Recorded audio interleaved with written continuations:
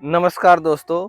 पहले अक्सर हमारे जो बुजुर्ग थे वो गाली दिया करते। आजकल की गालियां तो अलग हैं, लेकिन वो कहा करते कि जा तेरा बीज मिटे। आज पूरे भारत को चोट लग चुकी है कि उस बीज मिटने का कारण आज समझ में आया कि वो लोग इतनी दूरदर्शी बात कैसे कहते थे, क्या कहते थे। हमने उनकी बातों पे गौर नहीं दिया। हम उस पे ये कहते उनका गलत मतलब निकाला। उसका गलत मतलब नहीं था, उसका ये था कि आपके पास जब बीज नहीं होगा तो आपके पास फसल नहीं होगी। आज यही कारण है कि किसान जो घाटे का सौदा बन रहा है, कि किसान ये कहता है मेरा कर्ज नहीं उतर रहा। उसका सबसे बड़ा कारण यही है कि ना तो किसान के पास खुद का खाद है। जिसके पास खाद नहीं होगा उसका अपना स्वाद भी नहीं होगा। जो डीएपी है, यूरिया है, सब कंपनी से लेके डाल रहा है, वो हमें बर्बाद कर रहा है। इसीलिए हमारा भी बीज नाश हो रहा है। हमने इनका जो फसलों का बीज नाश किया ना, हमें अपना भी नाश किया है।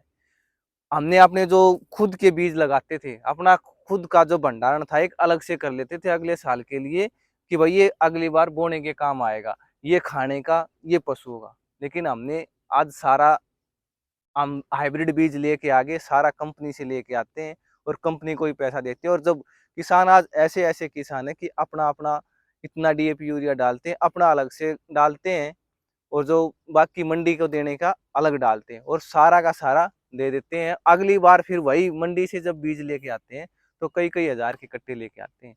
लेकिन हम अपना जो बीज है खुद बचाते हैं, खुद अपना देसी बीज लगाते हैं। 306 वैरायटी है। आप इसकी नीचे हमने लगा रखा है 283। जो बुजुर्ग थे हमारे ऐसे ही मिश्रित अनाज बोते थे। ये जो लंबा होने के कारण है, ये गिर जाता था। ये हाइट इसकी 306 की ज्यादा जाती है, तो जो ये दूसरा ये छोटा बीज है ना, ये इसको बचाएगा गिरने से। तो ऐसे हमारे बुजुर्ग थे, ऐसे इतनी दूरदर्शी सोच के हुए थे। लेकिन हमने आज कंपनियों के एडवर्टाइजमेंट के चक्कर में बीमारियां, बीजों के थ्रू भी बीमारी आ रही हैं। वो हाइब्रिड हैं, जब हम उसको खाते हैं हमारी शुगर बढ़ती है, हार्ट अटैक आते हैं, तरह तरह की बीमारियों का मेन कारण हमारे बीज ही हैं। क्योंकि हमने अपने बीज नहीं रखे, ना अपना खाद रखा, जमीनें खराब कर ली।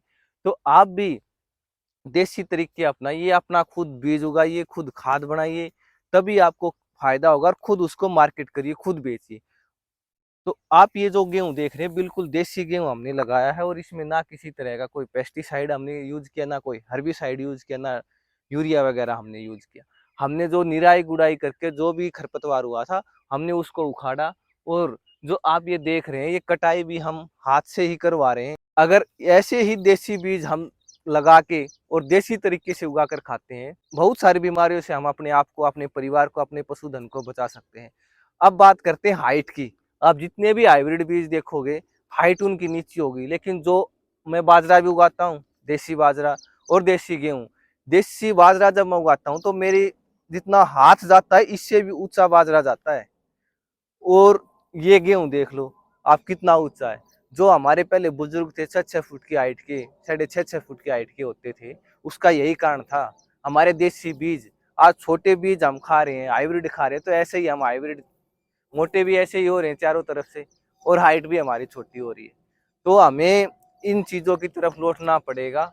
हमने शुरुआत की है कि जो लोग बीज अपना खुद बनाए, और जो लोग शहरी लोग हैं जो अच्छा खाना चाहते हैं, अच्छा लेना चाहते हैं, तो उन लोगों के लिए भी हमने ये है कि आप हमसे देसी गेहूं या देसी बाजरा जब हम सीजन पे लगाते हैं उसी समय आप लोगों तक भेज देते हैं।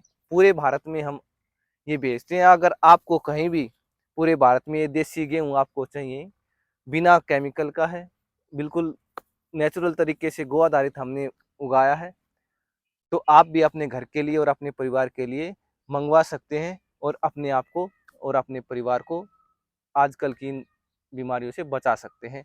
धन्यवाद।